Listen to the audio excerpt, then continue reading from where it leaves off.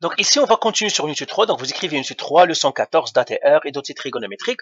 Alors ici, on a déjà vu identité d'addition et de soustraction, grand 2, identité de l'angle double, ou bien formule, identité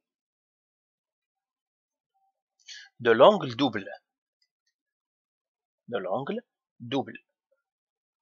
Alors ces identités, vous devez les connaître par cœur parce qu'elles sont très importantes pour l'université, elles sont vraiment importantes. Eh bien, l'angle double, c'est que si j'ai maintenant, j'ai sinus de A, eh bien, j'aimerais simplifier ça.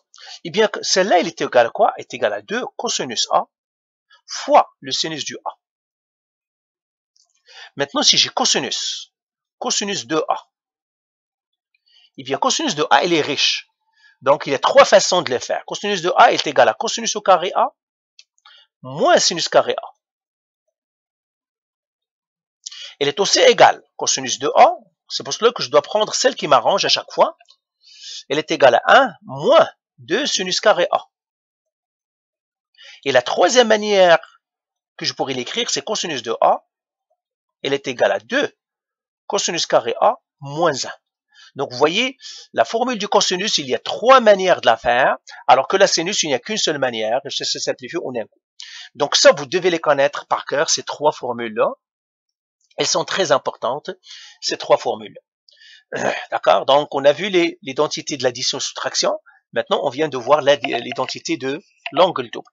À quoi ça va nous servir ces formules-là? Ils vont nous servir à résoudre les équations. Nous allons voir que ça va nous aider à beaucoup faire ces équations-là. Alors, maintenant, je vais prendre quelques exemples. Alors, je fais exemple. Par exemple, moi, j'aimerais calculer le cosinus. Je mettrai sinus au lieu de cosinus, un ou l'autre. Je mettrai sinus.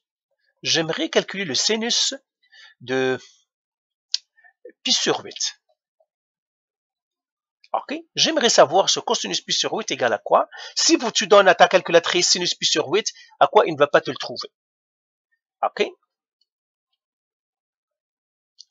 Sinus ou cosinus? Je mettrai cosinus. Je mettrai cosinus pi sur 8. Voilà. J'aimerais savoir le cosinus de pi sur 8, c'est combien? Eh bien, regarde, je vais le faire un petit truc. Voilà. Je vais faire cosinus 2 fois pi sur 8. Comme ça. Je vais calculer cosinus de 2 fois pi sur 8. Je le multiplie par 2, je regarde ce que ça me donne. Eh bien, la formule, qu'est-ce que ça me donne? Je vais écrire les formules ici. J'ai sinus 2x, il est égal à 2 cosinus x, A, est égal à cosinus A, sinus A. Et j'ai cosinus de A, elle est égale à cosinus carré A moins sinus carré A. Et j'ai cosinus de A, elle est égale à 1 moins 2 sinus carré A. Et j'ai cosinus de A est égal à cosinus carré A moins 1. Moi, ce que je veux, c'est le cosinus. Donc, à ton avis, j'ai cosinus 2 fois un nombre, fois quelque chose, fois le A. À ton avis, laquelle que je dois prendre? Eh bien sûr, je dois prendre la troisième parce que ce qui m'intéresse, c'est cosinus le A, c'est cosinus le pi sur 8. Elle, il y a le sinus, elle, il y a le cosinus sinus. Donc, je vais prendre la troisième. Et je vais l'écrire ici. Ça va faire 1, ça c'est 2, hein. 2 cosinus. Ça me donnerait 2 cosinus au carré. Le A maintenant, c'est pi sur 8. Pi sur 8 moins 1. Maintenant, je vais calculer lui. 2 fois pi sur 8, c'est combien? Si tu le donnes à la calculatrice, ça te donnera cosinus. 2 fois pi sur 8, ça te donnera pi sur 4. Et ça me donnerait 2 cosinus carré pi sur 8 moins 1.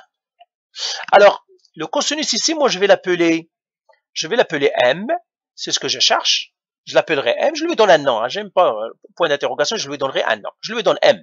Donc, lui, je l'écris cosinus pi sur 4.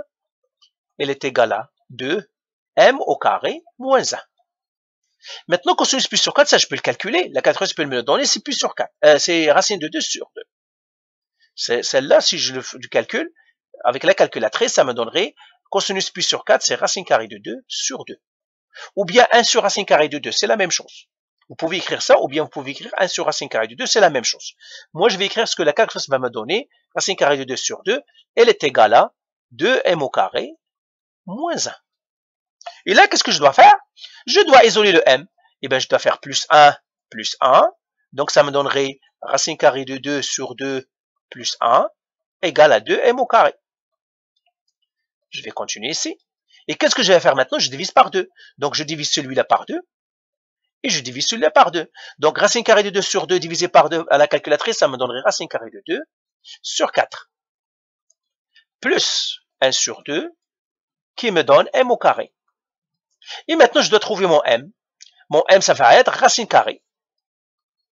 Donc, m, ça serait la racine carrée de la racine carrée de 2 sur 4 plus 1 demi. Vous voyez combien ça m'a donné le pi sur 8. Vous voyez pourquoi votre calculatrice ne va pas vous donner le cosinus de pi sur 8, parce qu'il y a une racine à l'intérieur d'une racine et ta calculatrice ne fait que les racines au premier niveau. Donc, voyez, c'est à ça que ça sert un petit peu les angles doubles. C'est à ça que ça sert, ces angles doubles. Donc, voilà pour cet exercice. Tout simplement, maîtriser la formule des angles doubles. C'est tout ce que j'aimerais que vous reteniez.